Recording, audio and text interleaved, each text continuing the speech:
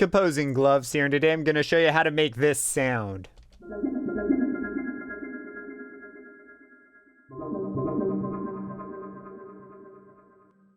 So that's the sound we're going to be looking at, how to make a very nice ethereal dreamlike kind of a thing. Let's dive into it. Now the core of this sound is made by taking some oscillators and filtering them very quickly. So let's first things first, let's take off all the posts. So there is some posts. We'll get into why each effect was chosen, but without any of the posts, that's what we get. And we have two oscillators here. One is just a straight up sine wave being output 3 octaves above the other oscillator. And I do this because of some of the post processing we'll be doing later. There's going to be a lot of filtering and a bunch of delays everywhere. And so this is going to get toned back a lot. But actually, if I remove it now, I find that a more enjoyable sound. But again, this is a move that is going to be important for the later processing that we'll be doing. So I have this 3 octave up, and then I have this triangle and not triangle. I have a saw wave and a sine wave, and this is a blend. So this is slowly moving between them. That's what this green LFO is doing. So it's got a frequency of 0.07. It looks like it's 0.0, but as you can see here, it's 0.07. And it's just moving ever so slowly. That way, as we progress, the patch changes just a little bit. Keeps the interest up a little bit as we go. So that's the whole point of this. And that's really it. That's all that's coming out of these two. And then we move through the filters. So these two oscillators get sent to this filter.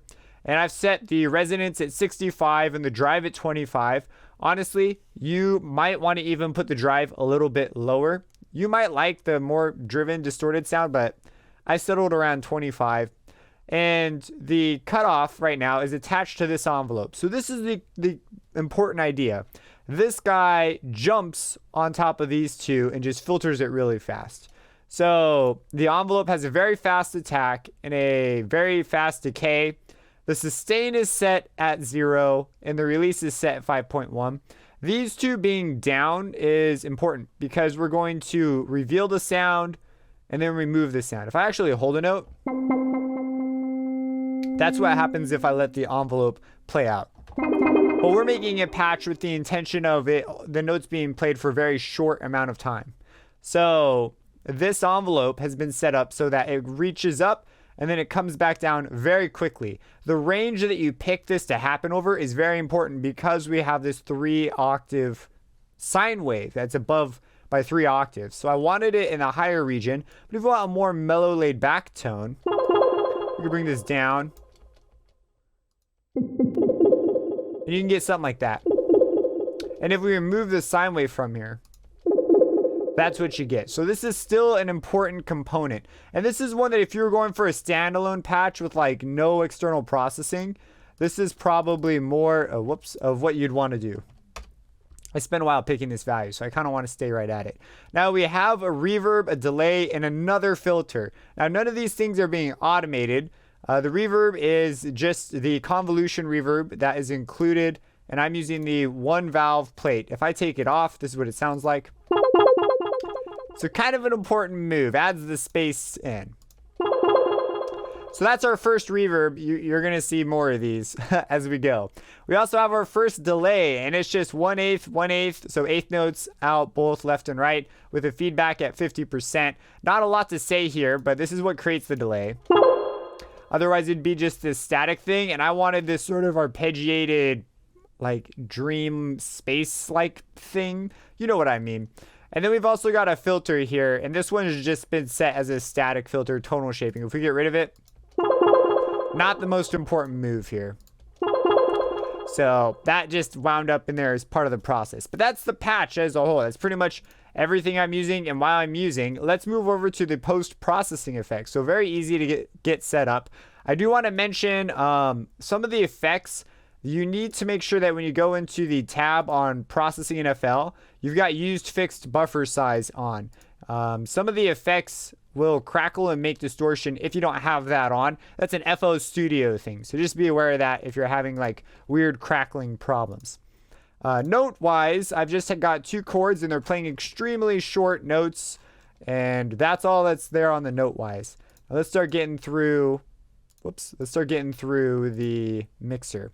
So I'm going to turn the effects back on and turn off everything.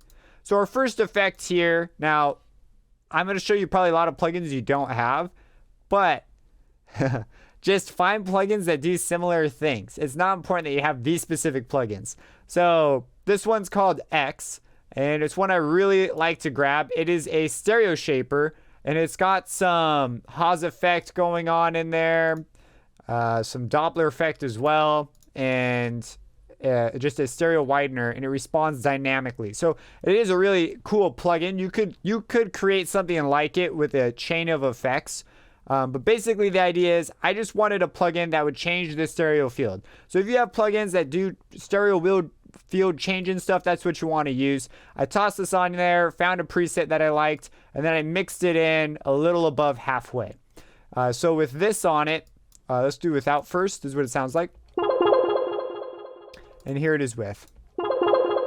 So not a massive impact right now. The next one is a multi-band reverb preset by Melda Audio, and they have just a lot of really sort of wacky effects you can do with their reverb, sort of just a really decked out reverb. And I went with the one called Jingle Bells, and they have this, that happens. And if we play it, you get this like swishing motion. I thought that was just the dang coolest thing.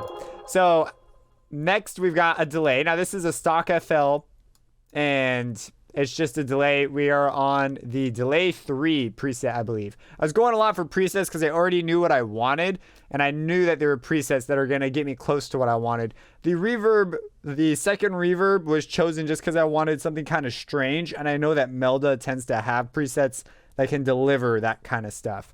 And so next up, Fruity Delay Bank. And so now we're beginning to stack the delays. This was a move I chose to put after the stereo moves. And so it would just sort of bring those out more. And they'd be a little more washed out by the time it got to the second delay. And then we have halftime. And it's important that you've got this set to 2 bars if you wrote it like I did. So halftime, what it does is it just slows it down and plays it back at a slower rate. And you need it at 2 bars because it will not trigger these notes if you don't have it at 2 bars. So it's got 2 bars, and then it clears and it can play the next notes. If you have it at something longer, it won't play the notes. So let me show you. So this is with halftime.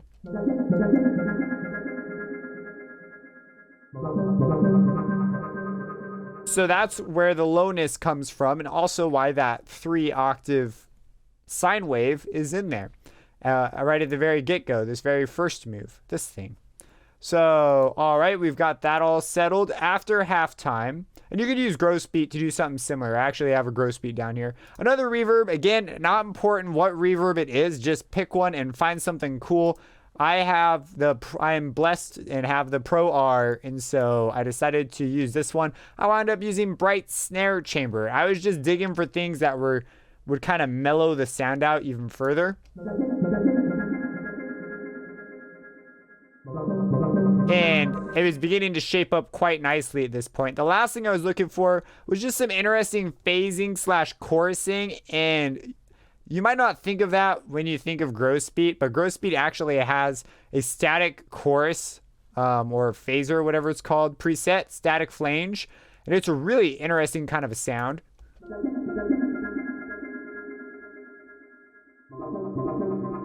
Let me show you it without it. You got to listen to, like, it makes the sound more hollow, if that makes any sense. So you see, there it is. And then a flanger, of course, is going to add these like filters, right? These band notch filters, essentially comb filtering, that are going to move around. And that's basically what's happening here, is just some phasing.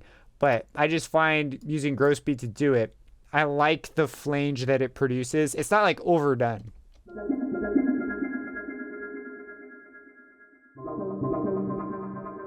And that's how you make this sound. So it's kind of a lot of steps, but each step sort of has its place. So just as a brief recap, our core sound is just some oscillators that are being basically just filtered. We're using the envelope of a filter to shape the sound. We've got some high frequency content in here because we know we're going to tone it down later and smooth it out. We also included a reverb and a delay as our first efforts to give it space. After that, we go into our effects.